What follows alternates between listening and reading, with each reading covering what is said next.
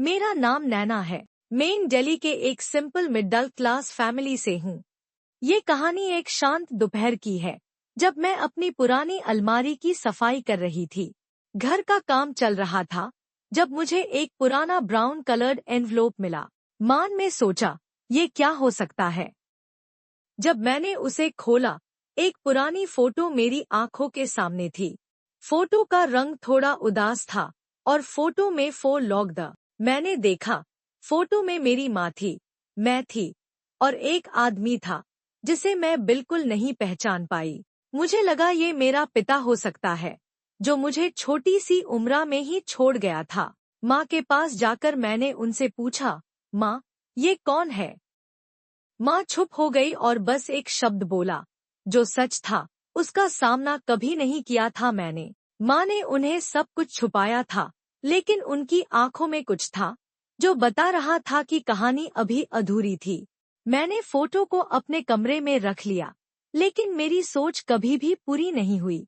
मेरे मन में सवाल थे और मैं माँ से पूछना चाहती थी कि ये कौन थे जो मेरी जिंदगी में आए थे और फिर चले गए। मैं समझ नहीं पाई, लेकिन एक पुरानी फोटो ने मेरी पूरी दुनिया हिला दी थी।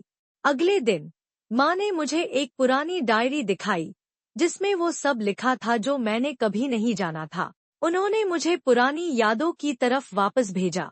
माँ ने कहा, ये सब कुछ एक पुरानी कहानी का हिस्सा है, जो मैं कभी तुम्हें नहीं बता सकती थी। फ्लैशबैक में गया। 1999 में, जब मैं सिर्फ 3 साल की थी।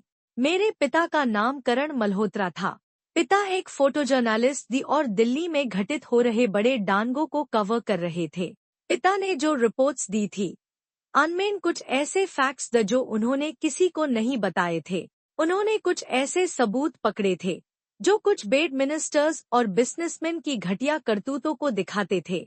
जब उन्होंने ये सब जाना, उन्होंने उस वक्त के सबसे बेड करप्शन स्कैम का पता लगाया। लेकिन एक दिन अचानक वो मिसिंग हो गए। माँ के पास किसी ने फोन करके कहा था, अगर करण जिंदा है। ये क्या था? माँ बस ये कहकर छुप गई। तुम्हें सच पता करने का वक्त आया है, नैना। मैंने अपने रास्ते की शुरुआत की। घर के नीचे वाली फोटो स्टूडियो में छुपाया गया एक पुराना कैमरा मिला। कैमरा के अंदर एक पुरानी चिप थी, जो पुरानी रिकॉर्डिंग्स की तारीख बताती थी। मैंने पुलिस स्टेशन जाकर चिप को दिखाया और वहां मुझे एक नए रास्ते का पता चला। इंस्पेक्टर रिया विजय से मेरी मुलाकात हुई, जो दिल्ली क्राइम ब्रांच में काम करती थी। रिया ने मुझे बताया कि मुझे सबूत मिल सकते हैं। मैं और रिया मिलकर पापा के इस पुराने केस को दोबारा इन्वेस्टिगेट कर रहे थे। रिया के साथ मैं उन सब जगह पर गई जहां पापा ने काम किया था। वहां मुझे एक पुरानी फाइल मिली, जो सबूत था और एक फिल्म रील की तारीख बता रहा था। लेकिन वो फिल्म का रील छुपाने की कोशिश की गई थी। केस खुल गया था और ये सब सबूत उनके अगेंस्ट द, जिन्होंने करप्शन किया था। मैं सबको ये सच साबित कर दिखाना चाहती थी। रिया के साथ मैंने केस को दोबारा उठाया और मीडिया में छापा दिया। इस बात को सच समझकर पूरी दुनिया को पता चला कि मेरी माँ ने जो छुपाया था, उस सच को सबने जाना। इस चिप को लेकर जब ये सब मीडिया में आया, तब महेश शर्मा को जेल भेजा गया। ये सब देखकर मेरा दिल भर गया, पर एक सच को समझने की खुशी थी। मैंने अपने पापा की कहानी समझ के दुनिया के सामने रखी थी।